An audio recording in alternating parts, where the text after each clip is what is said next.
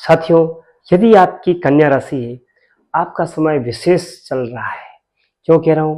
क्यों क्यों कि आपके द्वादश केतु चल रहे हैं आपकी राशि से, एवं धनेश शुक्र लग्नस्थ नीच के हो गए, और लग्नेश बुध जो है वो मंगल के साथ थर्ड हाउस में। तो ये सारी स्थिति बताती है आपकी खर्च की जो स्थिति है वो विशेष हो रही है। आपकी आवक और जावक की बड़ी विशेष स्थितियां बनी हुई है। आवक की स्थिति है वो लिमिटेड है, जावक की स्थिति वो ज्यादा है।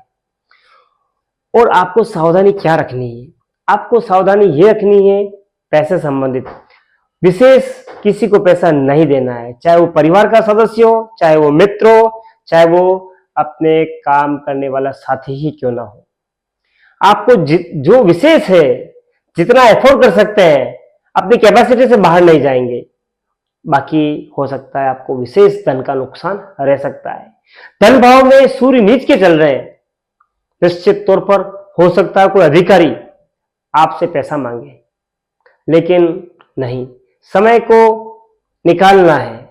जब समय निकल जाता है फिर आप यथावत रहेंगे, नुकसान की स्थिति गौण हो जाएगी। तो ये समय निकाल दीजिए आप, तो पैसा आपका स्थिर रहेगा, नुकसान की स्थिति नहीं आएगी। आप उनको जो भी मांगने आता है उनको जलपान करवा दें, अल्पाहार करवा दें, भोजन करवा दें, बाहर करवा दें, घर पे करवा दें, उसके ऊपर व्यय कर दें, लेकिन कैश नहीं देना है, लिक्विडिटी नहीं देनी, एग्रीमेंट नहीं करना है, गवाही नहीं देनी। ये सारी बातें आप ध्यान रखेंगे। साथियों, मैं पंडित लोकेश पालीवाल हमारे यूट्यूब चैनल ग्रहलोक में आपका स्वागत करता हूं, और सारी बातें हम आपको बताते हैं, गोचर से बताते हैं, चंद्र गोचर से बताते हैं। चंद्रमा का गोचर इस सप्ताह में जो रहने वाला है वो धन राशि, मकर राशि, कुंभ राशि और मीन राशि, इन 4 राशियों के ऊपर चंद्रमा भ्रमण करेंगे, और क्या क्या फल आपको प्राप्त होंगे हम इसके ऊपर विचार करेंगे। प्रारंभ में आपको घर परिवार में कोई भी नया आइटम, नई चीजें नहीं खरीदनी है। विशेष रूप में अगर देखें तो आप पुस्तकें बहुत लाते हैं, लेकिन उनको जरूरत नहीं है। जो पहले से पड़ी है उनका आपको पुनरावृत्ति करनी चाहिए। क्यों कि इसके ऊपर विशेष चिंतन करने की आवश्यकता है। जो कुछ हम ला रहे हैं, क्या उसका पूर्ण रूप से उपयोग हो रहा है? नहीं हो रहा है। तो जितनी आवश्यक चीज है वो ही लेके आए। पुस्तकें आपके पास बहुत सी हैं, निश्चित तौर पर उसके ऊपर विशेष व्यय ना करें आप, अच्छा रहेगा आपके लिए। फिर अगर देखें, पुस्तकें खरीद के किसी को दे दें वो अच्छा है, घर पर संग्रह करना उसके लिए आपको विशेष नहीं। फिर बात करेंगे कोई नई चीज, इलेक्ट्रॉनिक्स आइटम, कई लेंस संबंधी कार्य अभी आपको प्रारंभ में नहीं करने हैं, सावधानी रखनी है, अच्छा रहेगा। फिर सेकेंड फेज में अगर देखते हैं तो आपको अपने बच्चों के ऊपर विशेष चिंता रहेगी, उनके एजुकेशन, उनके डेवलपमेंट, उनके हेल्थ के ऊपर आप विशेष चिंतित रहेंगे। तो ध्यान रखिएगा ये। सेकंड, यहां पर आप इन्वेस्टमेंट भी कर सकते हैं। अपना जो संचित पैसा है, आपको एक अमाउंट अच्छा पड़ा हुआ है आपके अकाउंट में, तो उसका उपयोग कर सकते हैं, कुछ आप यहाँ पे खरीद सकते हैं। लिक्विडिटी में चाहे गोल्ड है, चाहे सिल्वर है, चाहे शेयर्स है, अवश्य खरीदें। फिर आपको अल्पकालीन आपको भय रह सकता है, अज्ञात, कि मैंने ये इन्वेस्ट किया या सही हुआ या नहीं हुआ है, मैंने उससे पूछा या उससे पूछता तो अच्छा रहता। आपकी प्लानिंग्स जो है, मानसिक चिंतन आपका विशेष रहेगा, और एक ही बात को बार बार चिंतन करेंगे और उसके ऊपर आपका मनन विशेष रहेगा।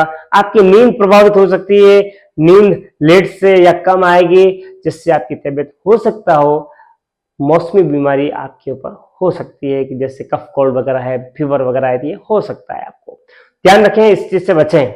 फिर बात करेंगे लास्ट में, आपको अपने जीवन साथी से लाभ हो रहा है, निश्चित तौर पर लाभ हो रहा है, तो उनको आप तरीके से उनके साथ व्यवहार रखें, तो निश्चित तौर पर मानसिकता विशेष रहेगी, अच्छी रहेगी। यदि आप किसी के साथ में पार्टनर में हैं और कार्य करते हैं, दोनों जने मिलकर या 3 जने मिलकर जो आपने बिजनेस लगाया है, उसके ऊपर आपको प्लानिंग्स करनी होगी, तो निश्चित तौर पर अभी जो समय चल रहा है वो लाभ वाला चल रहा है, तो उसकी प्लानिंग्स फॉर फ्यूचर के लिए है, वो बेटर रहेगी, लाभ वाली रहेगी और आमदनी में वृद्धि वाली होगी। अवश्य प्लानिंग करें, अच्छा रहेगा। फिर बात करें इसी सप्ताह में 1 तारीख को स्मार्ट और 2 तारीख को वैष्णव जो है देव उठनी एकादशी आ रही है, देव प्रबोधिनी एकादशी आ रही है। इस दिन से मांगलिक कर्म का शुरुआत हो जाएगी। मांगलिक कर्म, विवाह, प्रतिष्ठा, नूतन गृह प्रवेश इत्यादि सबका प्रारंभ हो जाएगा और यह बहुत ही अच्छी चीज है। यदि आपके बिटिया रानी नहीं है, आपको तुलसी विवाह अवश्य करवाना चाहिए। उसके लिए साल भर में यह सर्वश्रेष्ठ दिन है और यदि हो रही है आपके आसपास में यह आयोजन, तो आपको उसमें अवश्य सम्मिलित होना चाहिए तन मन धन से, जिससे आपकी पुण्य की वृद्धि हो और आपको शुभ फल प्राप्त हो। कौन सा दिन आपके लिए बेस्ट बना हुआ है? तो निश्चित तौर पर 29 और 30 अक्टूबर आपके लिए बेस्ट है। कौन सा कलर? तो ऑफ व्हाइट कलर आपके लिए अच्छा रहेगा, ऑफ ब्लू कलर अच्छा रहेगा, ये आपके लिए पॉजिटिव रहेगा। फिर बात करें कौन सा दिन अवॉइड करना है, तो 27 और 28 अक्टूबर, इन 2 दिनों में आपको कोई नई डीलिंग नहीं करनी है। यथावत रहे, जो पूर्ववत है वही उसके ऊपर फोकस करें, उसी काम में गुणवत्ता बढ़ाएं, अच्छा रहेगा। बिजनेस डीलिंग, बिजनेस ट्रेड से संबंधित कोई भी जर्नी कर रहे हैं तो उसमें सावधान रहें, अच्छा रहेगा। फिर बात करें उल्लेखित बिंदुओं के ऊपर, हेल्थ के ऊपर, तो निश्चित तौर पर हेल्थ की बात करें तो आपको आंखों संबंधी, आंख संबंधी, हेड संबंधी, पांव संबंधी कुछ समस्या दे सकती है। इचिंग होना, पानी आना, नंबर बढ़ना, पांव में पेन होना, नसें खिंचाना, ये चीज आपके साथ अवश्य रहेगी। और हाथ के ऊपर भी सामान्य चोट कहीं लग सकती है, ध्यान रखें। लव की बात करें, लव के अधिपति बने हुए हैं शनि, पंचम स्थान के, वो सप्तम में गए। निश्चित तौर पर कुछ न कुछ विशेष होने वाला है। आप अपनी प्लानिंग परफेक्टली तैयार रखें। रिलेशन की बात करें तो रिलेशंस आप मैत्रीपूर्ण तो रहते हैं, लेकिन आपकी सोच लग्जरी विशेष रहती है। आप हर एक सुंदर चीज का उपभोग करना चाहते हैं और आपकी पैनी निगाह है, पैनी दृष्टि है और उसका अवलोकन बड़ा ही विशेष रहता है। तो अपने इस उच्चाभिलाषी जो ख्वाहिश है उनके ऊपर नियंत्रण रखें, अच्छा रहेगा। आप समझ रहे मैं क्या कहना चाह रहा हूं, विशेष आपके लिए हित में रहेगा। ऑपोजिट जेंडर से आप जो है विशेष संबंध रखना चाहते हैं तो यह विशेष नहीं है, आप इसके ऊपर अंकुश लगें, अच्छा रहेगा।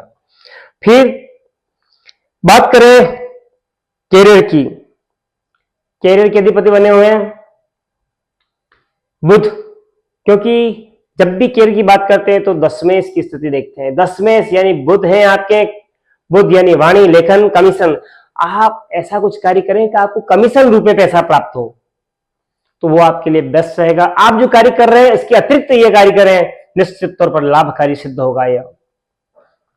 फिर बात करें स्टूडेंट की, तो स्टूडेंट की बात करें तो आपका पढ़ाई में मन नहीं है, आपका घूमना फिरना, ऐसो आराम करना, लग्जरी लाइफ के ऊपर विशेष फोकस हो रहा है और विवाह की बड़ी प्रबल इच्छा हो रही है आपकी। तो इस चीज के ऊपर अंकुश लगाएं, फोकस करें कि पढ़ाई के ऊपर, जॉब के ऊपर, कर्म क्षेत्र के ऊपर, तो अच्छा रहेगा। स्टूडेंट लाइफ में जितना आप सोच रहे हैं वो उचित नहीं है। फिर बात करें मैरिज की, तो मैरिज की अवसर अभी जो है बने हुए हैं।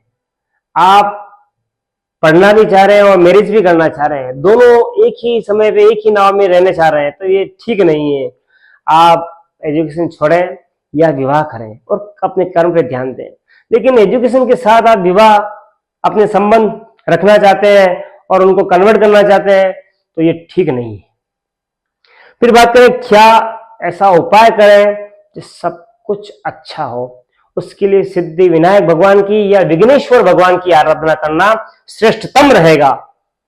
गाय को रसका डालें, गाय को गुड़ खिलाएं और गणेश जी के दर्शन करें। ये उपाय कर आप अपने मनो अनुसार फल प्राप्त कर सकते हैं। यदि मेरी बातें अच्छी लगी हो, मित्रों से, परिवार से शेयर करें, लाइक करें, सब्सक्राइब करें, कमेंट बॉक्स में क्लीं कृष्णाय नमः अवश्य लिखें। धन्यवाद।